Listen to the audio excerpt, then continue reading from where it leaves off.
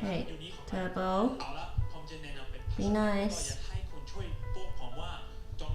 Hey guys, in today's video I'll be talking about different methods of bunny bonding and how to set up your rabbits for success. Before I start, I need to tell you that since there are so many conflicting views on how rabbits should be bonded, I'm just going to present the options and you can decide which approach you want to take. So there are two main ways you can do it. You can do the 24/7 method or the gradual method. The 24/7 method is where you put the bunnies in a neutral pen and keep them together until they are bonded. I feel like this method is best for experienced or confident owners, as it can get very stressful if the bunnies keep chasing or fighting. The gradual method involves having the bunnies live in side-by-side pens, and they are brought together for supervised bonding dates. The dates start off short and very controlled, and you gradually increase the time they spend together and the amount of freedom they get as they get used to each other. Eventually, you'll end up at something that looks like the 24/7 method, where they'll be sharing a pen until they are bonded.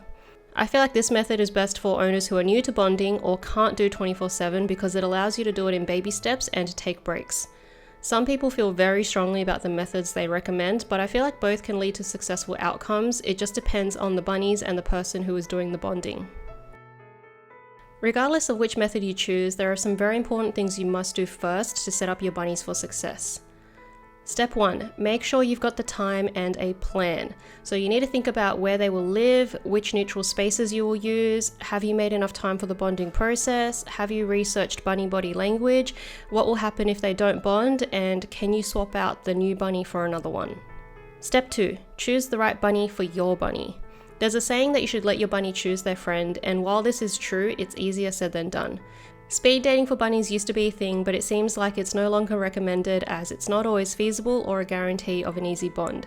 Some people say you can bond any two rabbits with enough time, whereas others say you shouldn't force a bond. Male-female pairings are usually recommended, but ultimately it comes down to their personalities. If you're adopting through a rescue, it's likely they'll allow you to swap bunnies if the one you adopted doesn't bond to your existing bunnies, and some rescues even offer to do the bonding for you. Step 3, make sure all bunnies are desexed and healthy beforehand. You don't want a sick rabbit making another rabbit sick. The healthy rabbit might bully the sick one, or the sick one might lash out at the healthy one. So all these things may make the bonding process more difficult. So you want to make sure that all bunnies are healthy and good to go. Step 4, give the new bunny a few days to a week to settle in. If you imagine yourself as a bunny that is suddenly in a new place with new humans and a territorial resident bunny constantly trying to fight you, you can imagine how scary that is, so give them time to settle in before introducing them to your existing rabbit. Step 5, pre-bond them. Have them live in side-by-side pens for about a week before putting them together. They will need to be able to see and smell each other, but not touch. If they are able to get to each other, they could seriously get hurt, so make sure you've got something in between the pens that stops them from being able to push them closer together.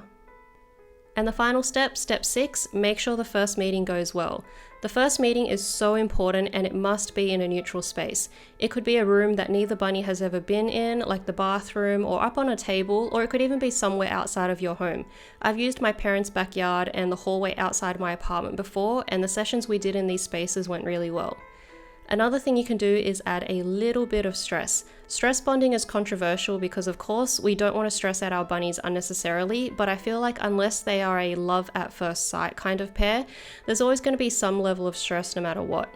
The key is to not overdo it, and I find it can help difficult pairs that have been aggressive with each other. When I was stuck rebonding Turbo and Bunny, I needed a new neutral space, so I took them to my parents' place. But to do this, they needed to go in the car anyway, so the car ride counted as a stress bonding session. You don't have to drive like a crazy person, that's just unnecessary and unsafe. A normal car ride is stressful enough. If you're doing the bonding at home, you don't have to take them for a car ride. You can just put them in a carrier and take a quick walk. I did this just before Turbo and Jelly's first proper meeting, so I put them in the carrier, walked up and down the hallway for like 30 seconds.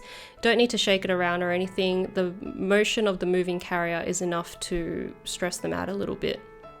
I've done some bonding videos in the past showing how I bonded and rebonded my bunnies. I mostly used the gradual method, and that's not because I think that it's better than the 24/7 method, it's just what worked for us, and I also needed breaks along the way. Whenever I got stuck, I found putting them in a space that felt new to them seemed to help. I consider them bonded when they can go at least 24 hours together with zero aggression. That means no chasing, no mounting, no lunging. They should be happily eating together, sleeping together, and most likely grooming each other.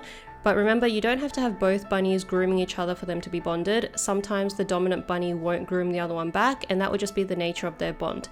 It also goes the other way, where just because they're grooming each other, it doesn't necessarily mean they're bonded. So watch out for any other types of negative behaviors like the chasing and the lunging and the fur pulling. You want to make sure that there's none of that before you can really trust them to be alone together. So I hope this video helps you with your bunny bonding journey. Remember that bonding isn't really a straightforward process. Sometimes there are setbacks and it can get really frustrating. So if you find yourself getting overwhelmed, by all means take a break. You don't want your bunnies feeding off your negative energy. So stay positive. It will all be worth it in the end, and good luck.